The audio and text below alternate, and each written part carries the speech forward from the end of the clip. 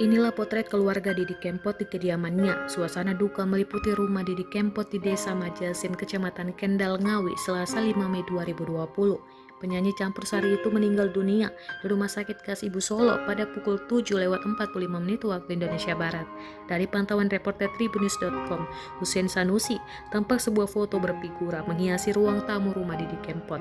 Dalam foto itu, Didi Kempot memakai setelan beskap lengkap bersama seorang perempuan dan bocah perempuan.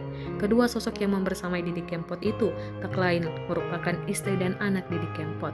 Diketahui, Didi Kempot termasuk artis yang jarang mengumbar atau mengekspos keluarga atau kehidupan pribadinya. Sedikit sekali informasi mengenai keluarga Didi Kempot.